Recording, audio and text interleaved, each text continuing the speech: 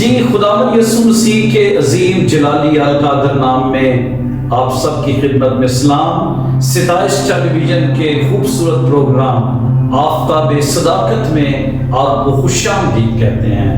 خدا آپ سب ویورز کو بہت زیادہ برکت دے۔ ایک خوبصورت سیریز شروع کی گئی ہے جو کہ مبارکبادیوں کے تعلق سے ہے، اور آج ہم دوسری مبارکبادی کے بارے میں تھوڑے وقت کے لیے سیکھیں گے کہ خداوند یسوع مسیح نے فرمایا مبارک ہیں وہ جو غمگین ہیں کیونکہ وہ تسلی پائیں گے، اور یہ متی کی انجیل اس کے 5ویں باب کی 4تھی آیت ہے۔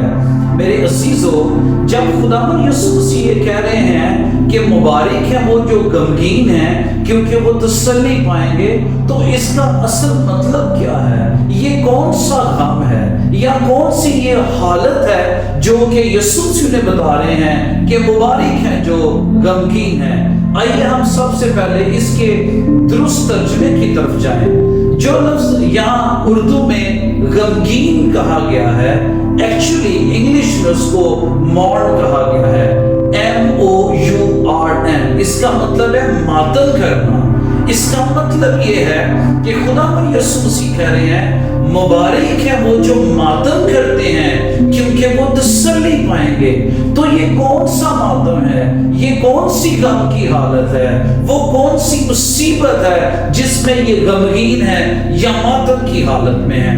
آئیے سب سے پہلے ہم اس مبارکبادی کے چھوٹے سے تاریخی پس منظر کو دیکھیں اور اس کے بارے میں سیکھیں۔ اصل میں یہ تعلیم اس وقت کے یہودی سامعین کے لیے تھی اور یہ بڑی ہی ان کے لیے اہمیت رکھتی تھی۔ یہ مبارکبادی کہ مبارک ہیں وہ جو غمگین ہیں کیونکہ وہ تسلی پائیں گے، یہ مبارکبادی اس وقت کے یہودیوں کے لیے بڑی ہی امپورٹنٹ تھی، بڑی ہی اہمیت کی حامل تھی۔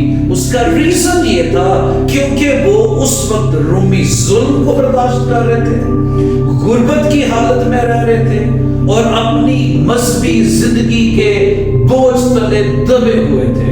خداوند یسوع نے انہیں یہ سکھایا اور خداوند یسوع مسیح انہیں یہ مسلسل سکھا رہے تھے کہ اصل خوشی جو ہے وہ دنیاوی حالات سے نہیں بلکہ خدا کے ساتھ سچے تعلق کے ساتھ ہے۔ یہاں غمگین کا مطلب صرف یہی نہیں ہے کہ دنیاوی دکھ ہیں، اس کا مطلب یہ نہیں ہے کہ روزمرہ کی مصیبتیں جھیلنے والے لوگ ہیں۔ اس سے مراد یہ بالکل نہیں ہے کہ لوگ تنگ آگے ہوئے ہیں، بلکہ زیادہ گہری روحانی حالت سے مراد ہے۔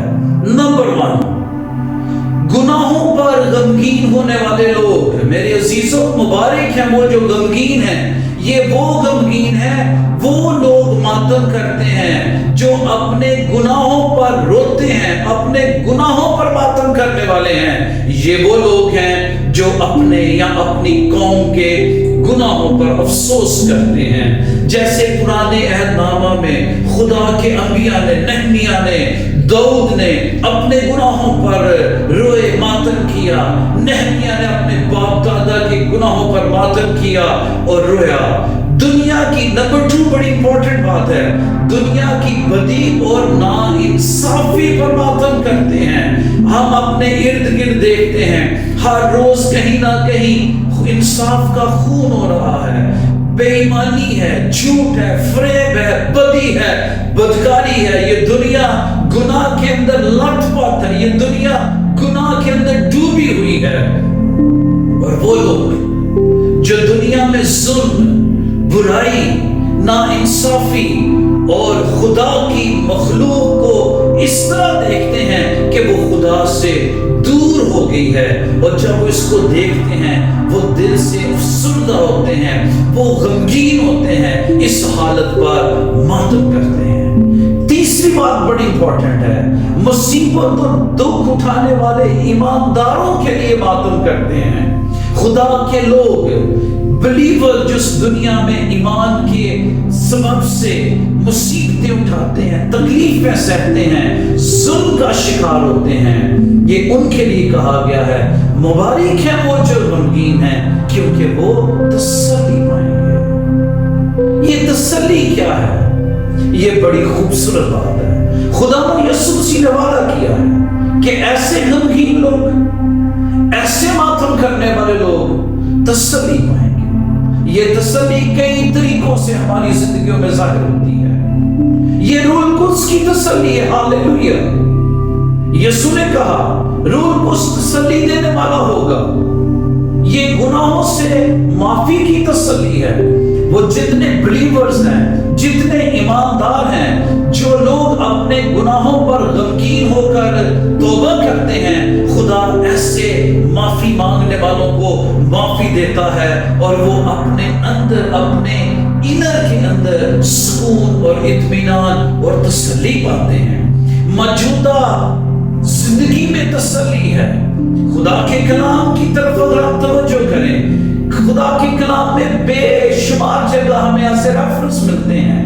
ایماندار اپنی مشکلات میں خدا کی حضوری اور وعدوں سے سکون پاتے ہیں. ہاللیلویا. یہ وہ تسلی ہے جو دنیا نہیں دے سکتی.